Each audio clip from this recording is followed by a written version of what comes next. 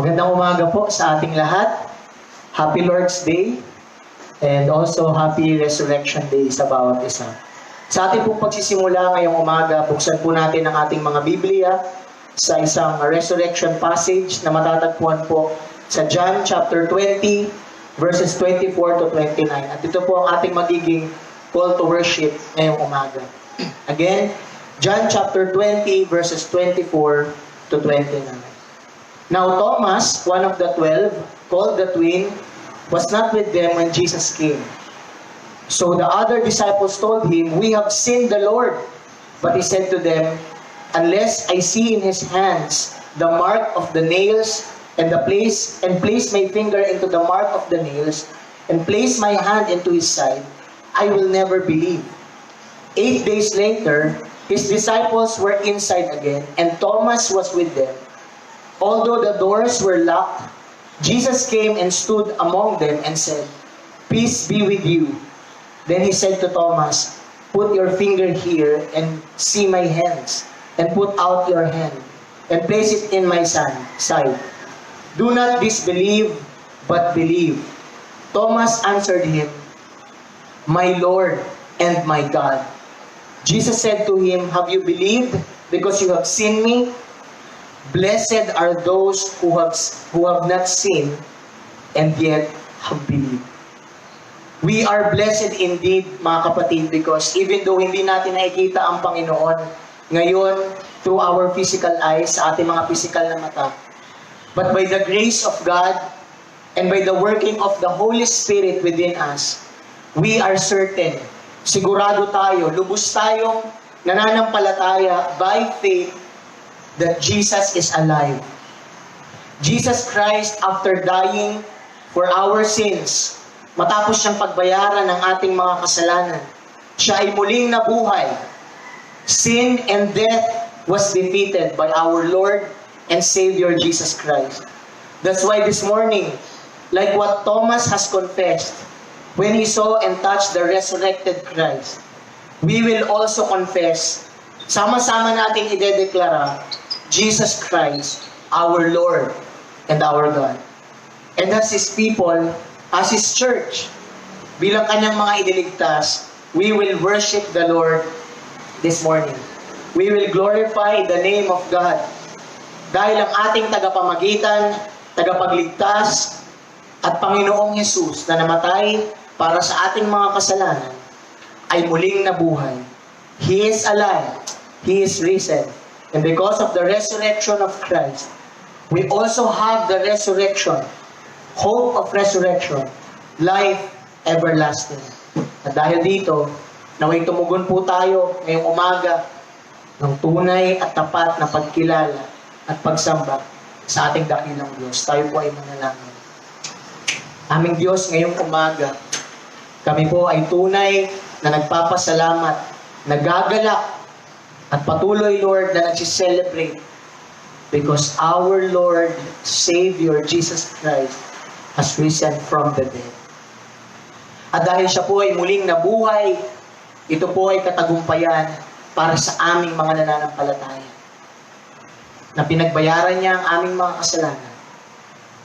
At sa kanya pong muling pagkabuhay, sa pagkabuhay na muli ng Panginoong Hesus, kami ay may pag-asa ng muli ring pagkabuhay. And because of that, Lord, we will worship you this morning. Dalangin namin sa aming pananalangin, sa aming pagsamba ngayong umaga, even through via live stream, Panginoon. We will worship you, we will listen to your word. At tunay, Panginoon, na kami mapapalakas, may encourage, at patuloy na matcha-challenge, at matatransform by the power of your word. In Jesus' name we pray. Amen. At sa atin pong patuloy na pananalangin, pagsamba sa pamagitan ng panalangin, let us be reminded na dahil lamang kay Kristo at sa kanyang ginawa sa krus at sa kanyang muling pagkabuhay, tayo ay may pribilehiyo na lumapit po sa trono ng Diyos. At tawagin at ituring ang Diyos na makapangyarihan sa lahat bilang ating Ama. Kaya ngayong umaga, manalangin po tayo ng may lubos na pagtitiwala. Let us approach, let us draw near to the throne of grace dahil lamang po kay Kristo. Nais ko po na tayo bilang isang iglesia, hindi lang basta mananalangin, but we will approach God through the Lord Jesus Christ with confidence na tayo pinapakinggan ng Panginoon at tutugunin niya ito ayon sa kanyang kalooban. Kaya hinihilingan ko po ang bawat isa, sama-sama po tayong manalangin bilang kanyang iglesia. Tayo pong lahat ay manalangin. Aming Diyos, na makapangyarihan sa lahat, na may kapangyarihan at pamamahala sa lahat ng bagay, Panginoon. Kami po ay lumalapit sa iyo sa tanging pangalan lamang ng aming Panginoong Hesus. Una sa lahat, nagpapasalamat dahil lamang sa iyong biyaya, Panginoon, kami ay may karapatan at pribileyo na lumapit sa iyo. And because of your grace and mercy, kami po ay papakinggan ninyo, Panginoon. Kaya nagpapasalamat kami dahil sa pamagitan, Panginoon, ng teknolohiya na ibinigay mo sa amin. May pagkakataon pa rin kaming sumamba ng sama-sama, makarinig ng iyong salita, at mapagpala mo ngayong araw. And as a church, Lord, we are praying. Patuloy kaming nananalangin para sa aming bansa, para sa mundong ito, Panginoon, na naghaharap ngayon ng isang crisis, Panginoon. First of all, we ask for your healing, Panginoon. Pagalingin niyo po ang lahat ng mga may karamdaman, lalong-lalo na po sa virus na ito, sa lahat po ng nag-positive, sa lahat po ng current patients, Lord, ng COVID-19. We pray, Lord, for your healing. Palakasin mo sila. Pagalingin, Panginoon. At the same time, Lord, we pray na ang karamdaman na ito ay huwag nang kumalat pa. Huwag nang mahawa ang iba, Panginoon. Bigyan mo kami sa mga hindi pa nagkakaroon, sa mga wala pang sakit, Panginoon, ng COVID-19. We pray for your powerful protection, Lord God. Lalong-lalo na sa mga frontline workers, Panginoon, sa mga doktor, nurse, na mayroon pong contact, exposure sa virus na ito. Lord, we pray na palakasin mo sila, kanilang kalusugan, and encourage them, Lord. Continue to strengthen them. Dahil, Panginoon, alam namin na sila ang ginagamit mo para alagaan ang mga may sakit at may karamdaman na sa virus na ito. At sila rin ang ginagamit mo upang ito'y makontain at hindi na po kumalat. Dalangin namin patuloy, Panginoon, na sa aming pamahalaan mula sa Presidente hanggang sa mga barangay officials, Lord. Give them compassion, Lord. Malasakit, karunungan, Panginoon, katalinuhan na nanggagaling sa iyo sa kung paano mo sila patuloy na magagamit upang tulungan ang bawat mamamayan, Panginoon. Lalong-lalo na sa mga kababayan namin, Panginoon, na lubos na apektado sa quarantine na amin pong nararanasan. sa mga nahihirapan po sa pagkain sa bawat araw, Lord, you know all of them, Lord. We pray that you will provide for them. Ngayon, napakahirap ng kalagayan ng aming mga kababayan, lalong-lalo na sa mga nagugutom, Panginoon. And as a church, Lord, we pray, Lord, we pray you will provide for their needs. Provide mo ang pagkain na kanilang kakainin, proteksyon sa kanila. And as we pray, Lord, for our government, we also pray for us, citizens of this country, na kami ay patuloy na maging responsable. Sumunod kami sa mga polisiya na para rin sa aming kabutihan. Tulungan mo na ang bawat isa ay sumunod, na manatili sa aming mga tahanan. Ingatan ang aming mga sarili. Patuloy, Panginoon, na manalangin sa iyo at tumulong sa aming kapwa hanggang sa aming makakaya. Dalangin namin for our government, for our fellow citizens, Lord. Patuloy na mag-drive ito, ang crisis na ito, na mag-reflect sila, kilalanin ka bilang Diyos. At patuloy, Panginoon, na humingi ng tulong sa iyo, O Diyos. And as a church, as Lighthouse Christian Church, Lord, we pray na sa mga ganitong pagkakataon, tulungan mo kami na gawin namin ang mga bagay na sinasabi mo. For us to not worry, to have comfort, to have peace, to be strengthened, Lord God, and also to express compassion and Christ-likeness sa aming pamilya, sa mga taong kapaligid po sa amin. Naway patuloy kaming maging asin at ilaw ng sanlibutan, lalong-lalo na sa mga panahong ganito. At patuloy mo kaming pag-isahin sa pananalangin, patuloy na pagsamba sa iyo sa gitna ng krisis na ito. And again, to proclaim your gospel and to display the fruit of the gospel that we have received. Again, Lord, you are our God. You are the sovereign Lord. Ikaw ang may likha ng langit at lupa at walang nangyayari na hindi sakop ng iyong pamamahala at kalooban. Kaya dahil ikaw ay mabuti, alam namin na dahil pinahintulot mo ang bagay na ito, mayroon kang mabuting layunin para sa iyong kaluwalhatian at para sa ikakalaganan ng iyong salita, ang iyong mabuting balita sa aming mga buhay. Again, Lord, we entrust everything to you. In Jesus' name we pray. Amen. At sa ating pong pagsamba sa pamagitan po ng tithes and offering, although hindi po tayo nakikita-kita, nag-gather together, ang local church po ng Lighthouse Christian Church ay nagbigay na po ng instruction kung paano tayo patuloy na magiging kabahagi ng Panginoon sa ministry na ito, sa pagbibigay patuloy ng ating handog at ikapu.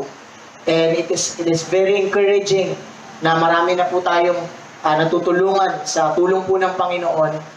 And hindi man po tayo nakikita-kita, we are still united. And God is using His church through the generous giving of His people na pagpalain po ang mga taong nangangailangan. And for us to be encouraged, patuloy na ma-remind, ma-encourage, lalong-lalo na sa panganong na ito, let us read 2 Corinthians chapter 9, verse 8. Ang sabi po sa Tagalog, at magagawa ng Diyos na ibigay sa inyo ng higit pa sa inyong mga pangangailangan para sa lahat ng panahon. Again, sa lahat ng panahon, whether it be in crisis, in the midst of crisis, ay maging sapat kayo sa lahat ng bagay at lagi niyong matutulungan ng iba. As Christians, we know we are secured. God is our provider. And as we continue to be grateful dahil sa katotohanan na yun, let us be an instrument of His blessing. To the church, through the church, lalong-lalo na sa mga taong nakapaligid po sa atin. So again, encourage ko po ang bawat isa na patuloy na maging tapat sa ating ministry, sa pagbibigay ng ating pong handog at ikapu. Because through this, God is using us as His instruments of blessing. Purihin po ang ating Panginoon. At ngayon po, tayo po ay pinagpala At aalalahanin natin ang kadakilaan ng muling pagkabuhay ng ating Panginoong Hesus. At inaanihan ko po ang bawat isa na sa patuloy po na quarantine process na ating po pinagdadaanan, maging excited po tayo at i-anticipate po natin ang Lord's Day at ihanda natin ang ating puso at isipan ngayong umaga sa maririnig po nating salita ng Diyos na ibabahagi po sa atin ng ating pastor, Pastor Ben Sandoval.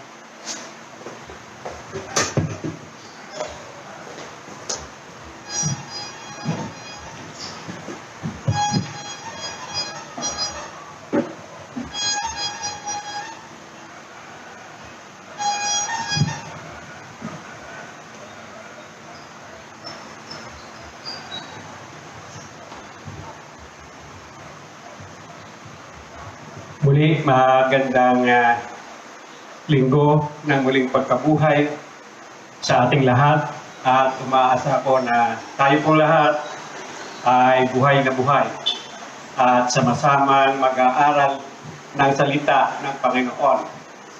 At ito po ay sa pamagitan ng parang isang kwento at nakapanood po ito. Ang kwento po ating pag-aaralan ay ang buong chapter ng Mateo 28. At ang babasahin natin ngayon ay ang talatang 5 and 6 lang. Matthew 28, 5 and 6. Sa wikang Tagalog ay ganito po. Sinabi ng anghel sa mga babae, huwag kayong matakot. Alam kong hinahanap ninyo si Jesus na ipinako sa krus. Wala siya rito dahil nagbangon siya ayon sa sinabi niya. Halika kayo at tingnan nyo ang pinaglagyan sa kanya. Bago po tayo sa kwento, ay balikan po natin yung mga nagdaang araw bago dumating ang linggo.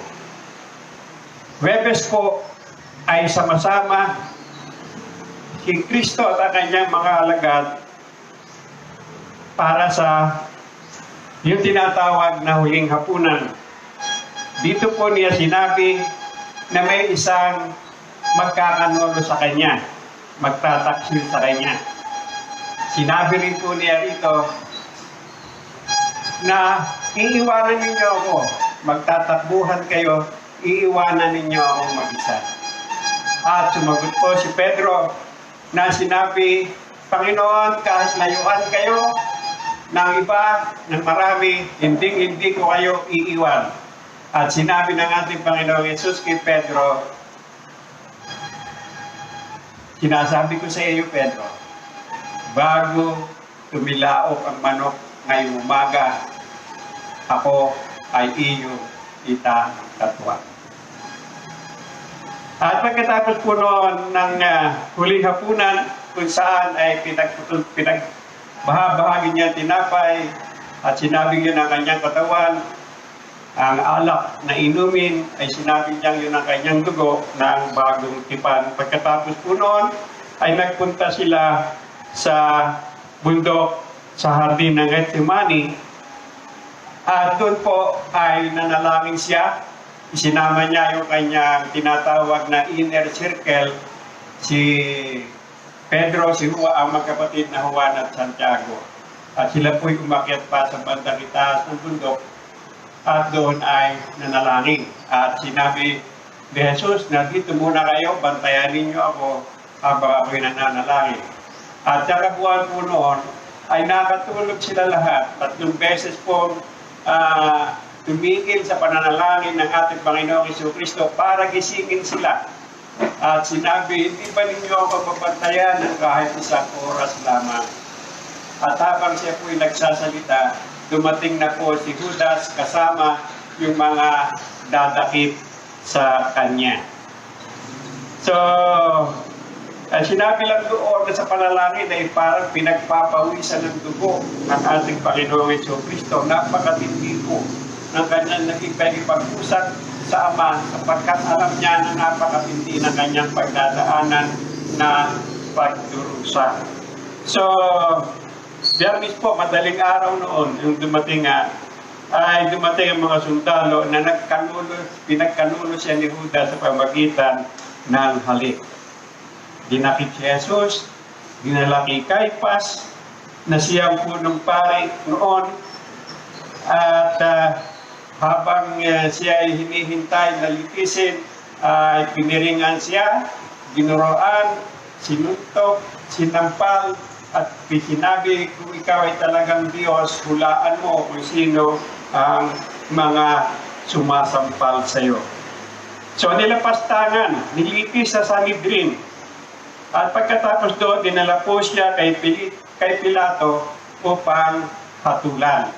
Nang malaman po ni Pilato na siya ay isang Galilean, ay inilalik po siya kay King Herod, kay Herodes, sapagkat si King Herod po noon na nakakasakop sa Galilea.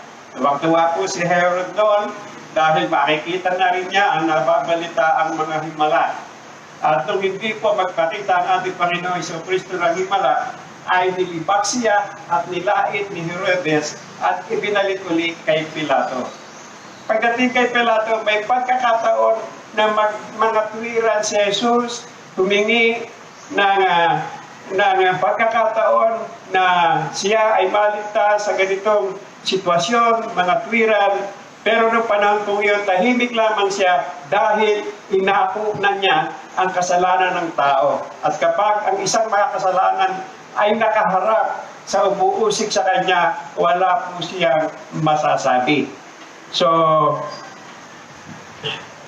pagkatapos po doon, ibinigay ni Pilato si Jesus sa mga sundalo na siyang nagpahirap at sa kanya hanggang sa siya ay mamatay sa krus. At ng araw din po ngayon, siya ay inilibing sa pamagitan po ni yung si Joseph ng Arimathea at si Nicodemus.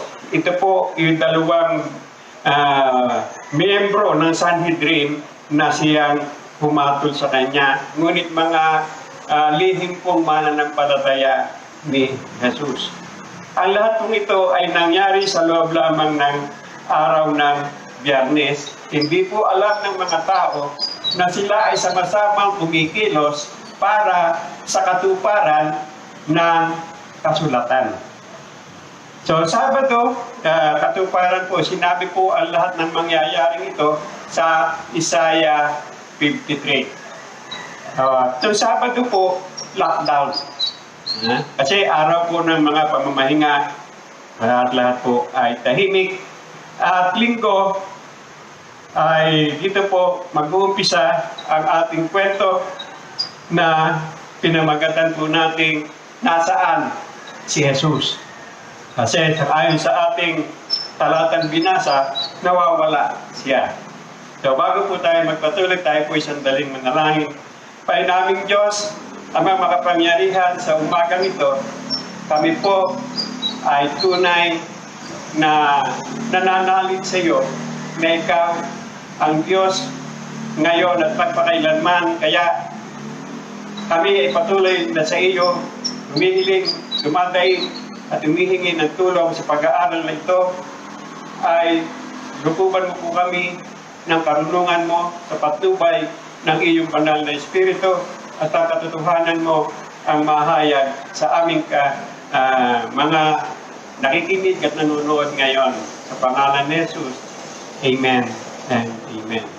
So, ang aklat po ng Mateo 28 ay nahahati sa tatlong bahagi. Ang una po nating pag-aaralan ay ang mga talatang 1 hanggang 10. At ito po yung supremacy of truth, pananaig ng katotohanan.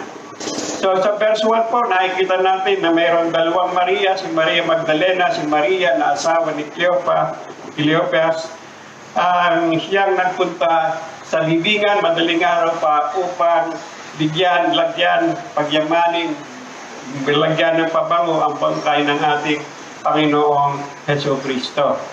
Pero sa verse 2, nakita po natin na lumindol ng malakas dahil bumaba ang anghel ng Panginoon, gumulong ang bato at umupo doon ang anghel At ang sabi sa description sa verse 3 ay siya ay parang kidlat. Marahil po ay yung sa sobrang liwanag na nahatid niya at ang kanyang damit ay busila sa kaputian.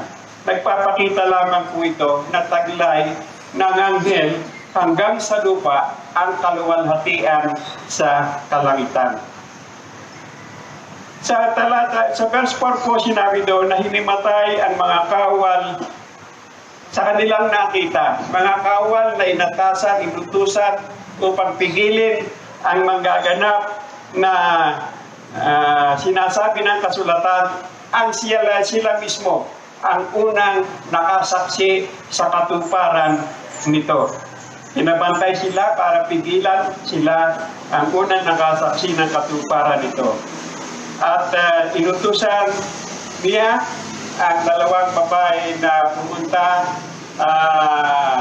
sabihin sa mga alagad na nabuhay si Jesus at makikita nila sa Galilea.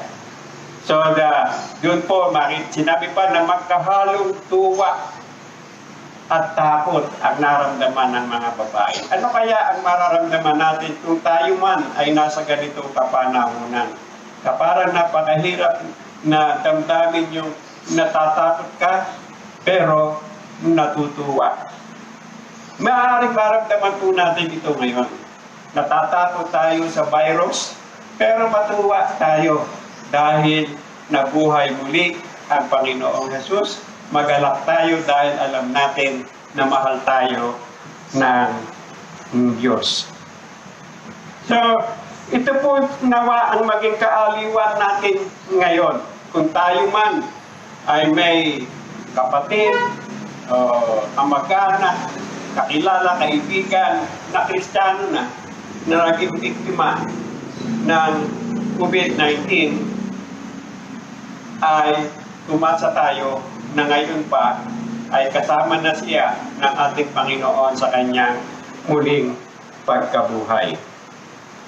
Naniniwala tayong si Jesus ay namatay at muling nabuhay, kaya naman naniniwala tayong bubuhayin din ng Diyos ang mga sumasampalataya kay Jesus at isasama kay Jesus.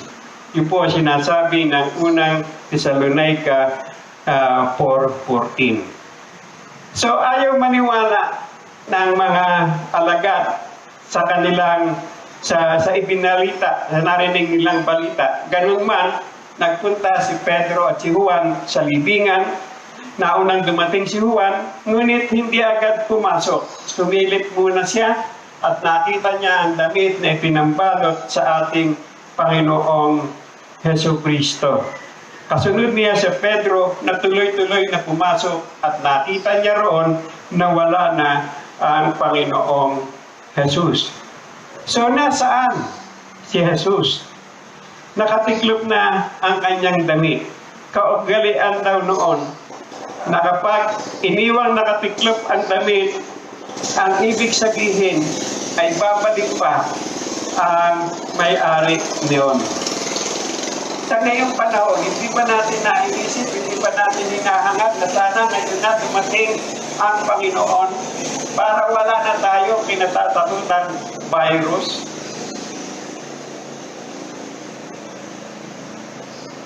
Wala tayong iba makikita sa naging reaksyon ng dalawang alagad ay makikita natin ang magkaibang pagtingin ng tao sa isang pangyayari. Katulad ni Juan ay naging mahinahon siya, nagmanman muna siya, nakiramdam na siyasat bago gumawa ng hakbang. At katulad ni Pedro, mabilis po, meron pong taong mabilis magpasya at mabilis tumugon sa mga pangyayari. So kapag may mga tao po, o lalo na sa ating pamunuan, na kapag nagdidesisyon ang pamunuan, huwag po tayo maghasga kaagad na dapat ganito, hindi ganito ang ginawa. Kasi katulad nga po noon, magkaiba ang reaksyon ng mga tao sa iisang pangyayari, pero iisa po ang layunin at ito ay ang mapabuti tayong lahat. So umuwi na ang dalawa at naiwan si Maria sa labas ng pintuan na umiiyak. Dito unang nagpakita si Jesus at si Maria Magdalena ang unang niyang pinagpakitaan. Kung titingnan po natin, may kwento sa John 4 na kung saan papuntang Jericho ang mga dumaan sila sa Samaria, ang mga alagad, nagpahinga doon, naiwan ng ating Panginoong Jesucristo ng tanghali kasi ang kanyang mga alagad ay naghanap ng makakain. At nandoon ang isang Samaritana na sumasalok ng tubig, nilapitan ni Jesus at humingi ng inumin.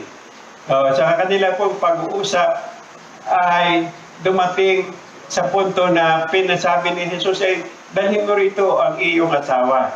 Ang sabi po ng babae, wala akong asawa. Ang sabi ni Jesus, tama ang sinabi mo, sa katunayan, 5 na ang iyong naging asawa at ang kinakasama mo ngayon ay hindi mo asawa. Nakakapag-isip, nakakapagtaka, at doon po sa pag-uusap na yun, doon din unang sinabi ni Jesus na siya ang Mesiyas. Kasi doon sa pag-uusap nila, dumating din ang salita ng babae na nalalaman ko po na darating ang Mesiyas na tinatawag ni Jesus. At pagdating niya, ay ipapaliwanag niya sa amin ang buong pangyayari. Ang sabi po ni Jesus, ako mismo ang tinutukoy mo. At doon po naputol na kanila pag-uusap kasi dumating na ang mga alagad. Pero yung pong babae Samaritana ay tumakbo, tuwang-tuwa at ibinalita sa mga tao ang kanilang pag-uusap. At doon din po sa sinabing, sabihin dito sa Marcos 16:7, lumakad na kayo at sabihin ninyo sa mga tagasunod niya, lalo na kay Pedro, na mauuna na siya sa inyo sa Galilea. Makikita rin po natin bakit natatanging binanggit ang pangalan ni Pedro na nagkanuno sa kanya. Lalo na kay Pedro. So dahil sa habag ng Diyos sa mga nagkakasala at walang pag-asang makalaya sa pagkaalipin ng kasalanan, ay ibinigay niya ang bugtong na anak upang siyang tumanggap ng parusang dapat ay para sa atin. Romans 11:32, sapagkat hinayaan ng Diyos na ang lahat ng tao ay maging alipin ng kasalanan para maipakita sa kanila ang kanyang habag. So, makikita natin kung napupuot ang Diyos sa kasalanan, nahahabag naman siya. So, ano ang ibig sabihin? Magkahalong puot at habag ang kanyang nararamdaman. Di ba mas mahirap ito sa magkahalong takot at tuwa? So, bakit sa dalawang babae ipinagtapat ni Jesus ang pinakamahalagang bahagi ng kanyang buhay? Sa dalawang babae na questionable ang morality. Makikita natin na bakit tanghali umiigib yung babae Samaritana kasi ayaw niya ang oras po ng pagsalok ng tubig noon kung hindi umaga, hapon. Pag tanghali po kakaunti ang tao. Kaya yun ang piniling oras ng babae Samaritana para sumalok ng tubig kasi lagi siyang pinag-uusapan, pinagbubulungan ng mga tao at umiiwas siya sa kahihiyan dahil nga sa kanyang katayuan. At si Maria po ay sinasabi doon na 7 demonyo ang pinalabas ng ating Panginoong Jesucristo. So nararamdaman po ng ating Panginoong Jesucristo ang hirap at kahihiyang dinanas ni Maria sa kanyang kalagayan noon. At kaya po naman siguro binanggit ang pangalan ni Pedro dahil yung guilty siya dahil sa kanyang pagtatatwa ng 3 ulit sa Panginoon ay baka hindi na siya sumama, magpakita sa Panginoon. So, sa ganitong pinagdaraanan natin ngayon, damahin natin ang haplos ng habag ng Panginoon. Patunay sa muling pagkabuhay ni Jesus, ang mga pahayag po ng anghel ng Panginoon, ang libingang walang laman, ang patotoo ng mga nakakita at nakasama niya, at may panahong nagpakita pa siya sa mahigit na 5 taang mananampalataya. Dahil dito, totoo ang kanyang muling pagkabuhay at may pag-asa tayo na tayo man ay makakaranas ng muling pagkabuhay. The supremacy of truth. Ang katotohanan ay hindi mababago. Kung hindi ka naniniwala, hindi mababago ng katotohanan ang hindi mo paniniwala. Sapagkat ito ay mananatiling totoo. So, ano na lang natin, ano ba ang pinatunayan ng muling pagkabuhay? Huwag na natin pag-usapan kung sino yung mga naniniwala at hindi. Ano ba yung pinatunayan? Ito po, ang muling pagkabuhay ay tiyak na tanda na dinaig na ni Jesus ang kasalanan at ang kamatayan. Pangalawa, ipinakita po niya ang katotohanan ng buhay na walang hanggan. At nagkaroon tayo ng katiyakan sa muling pagkabuhay. Tayong mga nagtitiwala kay Jesus ay makakasama natin sa ating muling pagkabuhay. So, nasaan si Jesus? Naniniwala ka ba na nabuhay siyang muli? Nasaan si Jesus sa buhay mo ngayon? 1 Corinthians 3:16, hindi niyo ba alam na kayo'y templo ng Diyos at ang Espiritu ng Diyos ay naninirahan sa inyo? Yan po yung unang bahagi ng katotohanan. Pangalawa po, ang talatang 11 hanggang 15 ay dito po ay pinalitan ng katotohanan. Substitute for truth. Supremacy of truth, substitute of truth. Ang maganda po yung nabasa ko komentary, ang sabi sa yun daw verse 11, the God tell the truth. At yun daw 12 to 15, the God tell the truth. First, they tell the truth, and then they said the truth. Kasi nagpunta po yung mga gwardiya sa mga punong pari at binalita yung pagkawala ni Jesus. Ang mga pari, ang sinabi naman, ay tinuruan sila, sabihin nyo, ninakaw ang kanyang katawan habang ng kanyang mga alagad habang siya ay natutulog. At ang sabi sa verse 15, tinanggap ng mga gwardiya ang pera at ginawa ang sinabi sa kanila. Kaya hanggang ngayon, ito pa rin ang kwentong ikinakalat ng mga Hudyo.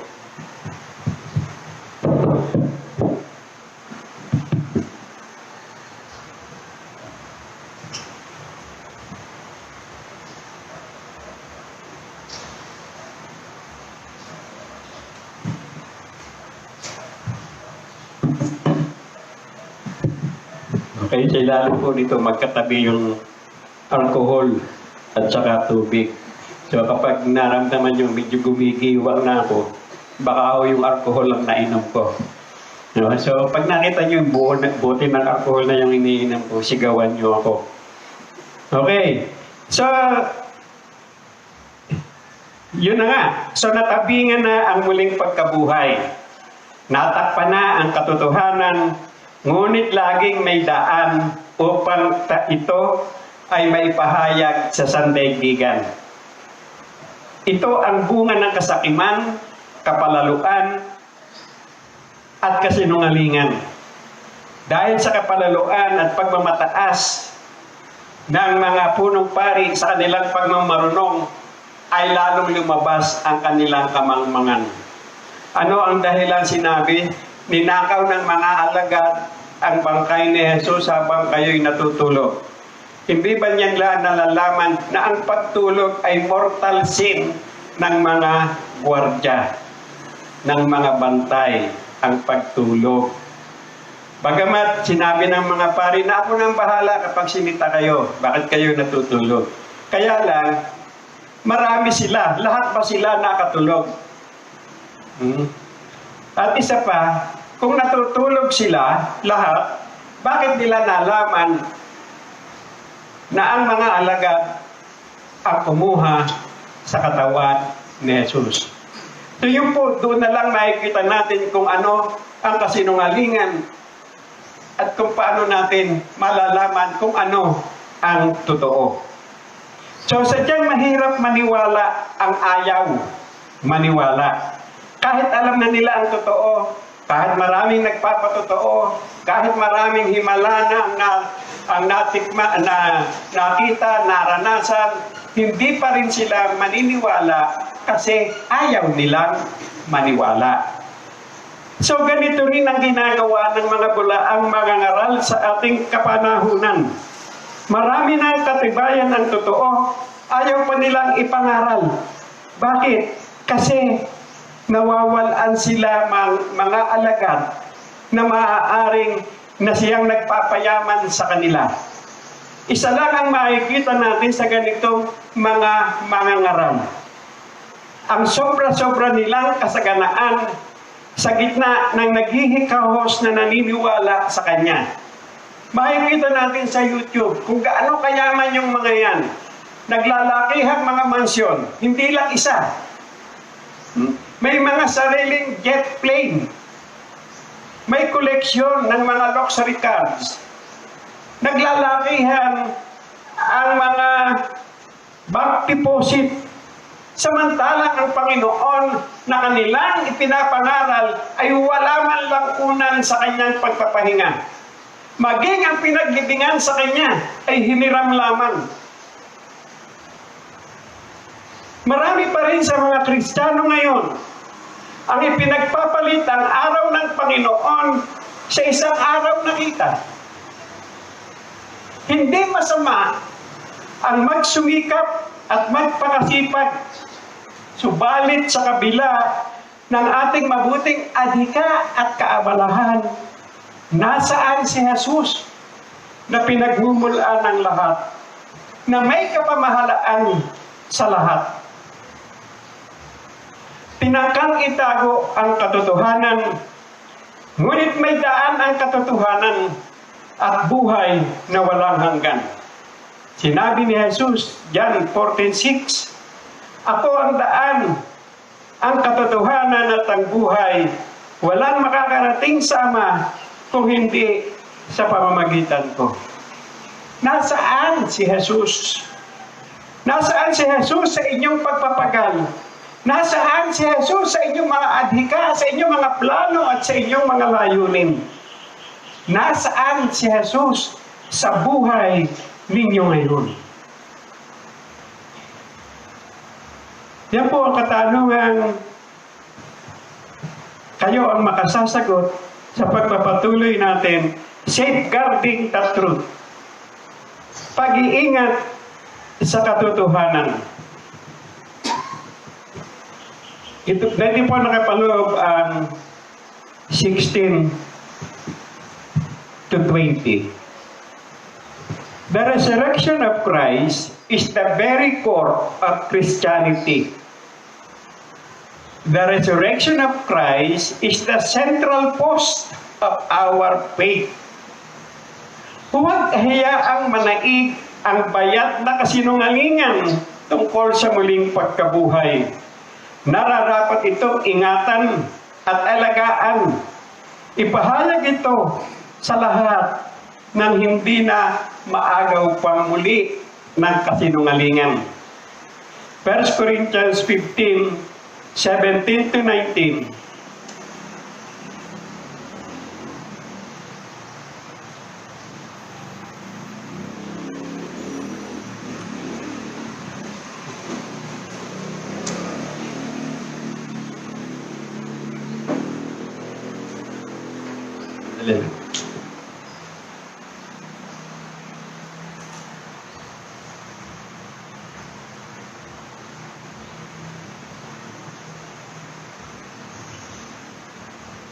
Ang sabi doon, 1 Corinthians 15:17 to 19, at kung si Kristo ay hindi muling nabuhay, walang silbi ang inyong pananampalataya, at hindi pa kayo napapatawad sa inyong mga kasalanan. Nangangahulugan din na ang mga mananampalataya kay Kristo na namatay na ay hindi naligtas. Kung ang pag-asa natin kay Kristo ay hanggang sa buhay na ito lamang, tayo ang pinakakawawa sa lahat ng tao. So kung hindi nabuhay na muli si Jesus, walang kwenta ang ating pangangaral, walang kwenta ang ating ginagawang ito. Puro kasinungalingan lang pala ang ating ginagawa. Kaya tunay na siya ay muling nabuhay. At ito pa ang isang hiwaga. Bumangon si Jesus mula sa mga patay upang manirahan sa puso ng mga sumasampalataya sa kanyang ebanghelyo. Sa muling pagkabuhay ni Jesus, tumanggap tayo ng buhay na walang hanggan at espiritual na kapangyarihan. Totoo ito. Tunay. At tayo ang ginawang tagapag-ingat ng katotohanan ng muling pagkabuhay. Hindi para itago, kundi upang ipahayag. Nasaan si Jesus? Buhay si Jesus, nakaupo sa kanan ng Ama sa langit at patuloy na namamagitan sa Ama para sa atin. Ang tanong ay ito, nasaan si Jesus sa buhay mo? 1 Corinthians 6:19 and 20, hindi ba't ang katawan ninyo'y templo ng banal na Espiritong tinanggap ninyo mula sa Diyos at nasa inyo? Kung ganoon, ang katawan ninyo ay hindi sa inyo kundi sa Diyos dahil tinubos kayo ng Diyos sa napakalaking halaga. Kaya gamitin ninyo ang inyong katawan sa paraang ikakapuri ng Diyos. Buksan ang puso ng makita ng mga tao si Jesus sa buhay mo. Verse 16 and 17, sa Galilea, sinamba ng mga apostol si Jesus. Ang sabi doon, subalit mayroon pa ring nag-aalinlangan. Mahirap talaga ang magtiwala ng lubusan kung laging ang sarili natin ang ating iisipin. Verse 18, authority ang pinag-uusapan dito. Ang lahat ng kapamahalaan sa langit at sa lupa ay ibinigay na sa akin. Katibayan lamang na sinasabi ni Apostol Pablo sa Filipos 2. Ang sabi doon, dahil sa pagiging masunurin ng ating Panginoong Jesucristo, binigyan siya ng Diyos ng pangalan na higit na mataas sa lahat ng pangalan. At dahil dito sa kanyang pangalan, ang lahat ng tuhod ay luluhod. Ang mga nasa langit, nasa lupa, at nasa ilalim ng lupa, at sasabihin nila ang Diyos, si Jesus, ay Panginoon. Authority. Verse 19, the assignment to make disciples, go, baptize, teach.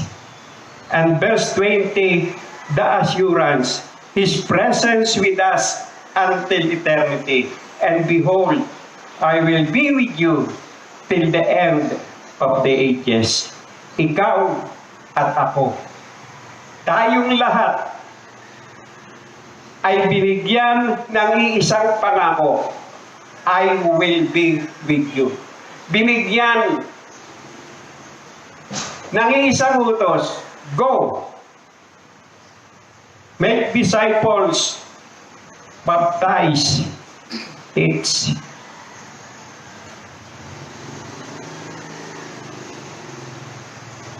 Ang sabi ni Jesus, humayo kayo. Ang sabi ng virus, stay at home. Paano natin gagawin ito? Marahil, meron na sa ating nagsisisi. Dapat, noon ko pa, ipinahayag. Dapat doon pa ako humayo. Paano ako makakahayo ngayon? Walang problema. Go to your house. Marami sa atin ang nananalangin na sana'y makasama ang kanilang buong sambahayan sa pananambahan. Marami ang nagpaplano na ibahagi ang ebanghelyo sa kanyang pamilya. Pero dahil nga lahat ay abala, hindi bihirang magkita-kita. So ngayon na ang pagkakataon. Tinugunan ng Diyos ang inyong panalangin. Samantalahin natin ang ganitong pagkakataon. Tugon ito ng Diyos sa panalangin nyo. Stay at your home while going. Go outside your home through social media.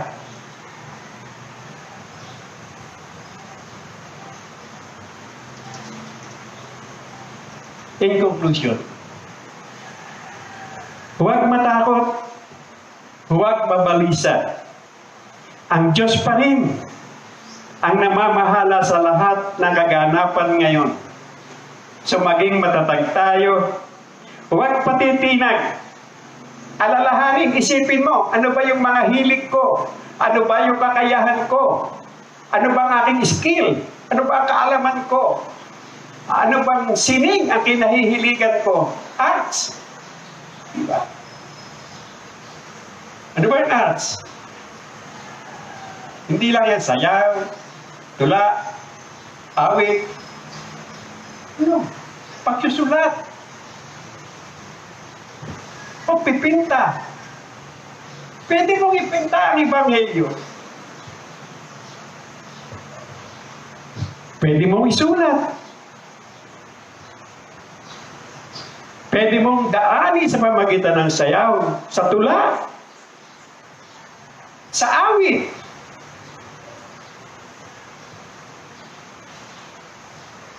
Kung saan ka masaya at maginhawa habang ginagawa mo ang mga bagay na ito, marahil dito ka hinuhubog ng Panginoon. Pagyamanin mo ito.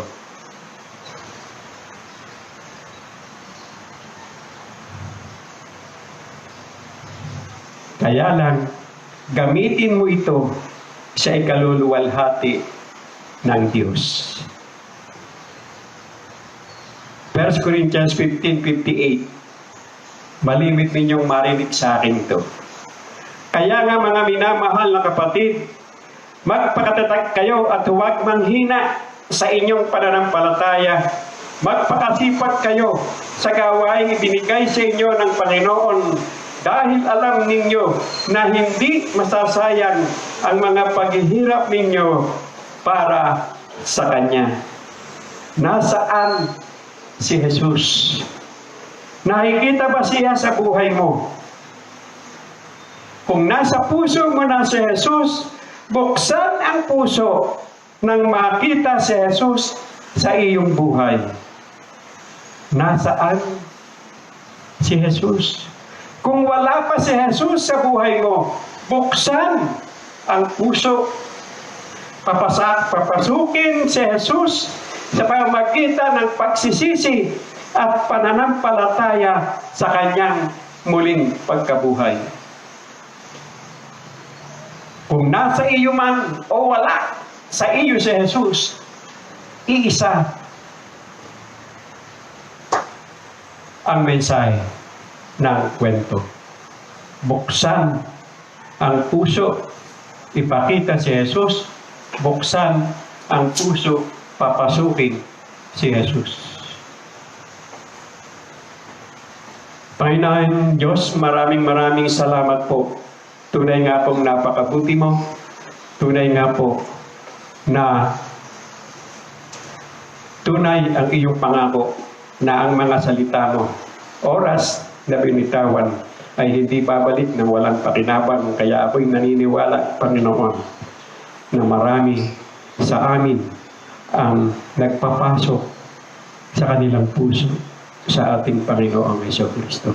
Purihin ka, O Diyos, sa pangalan ng Diyos. Amen. And amen. Tumugon po tayo sa pamagitan ng doxology.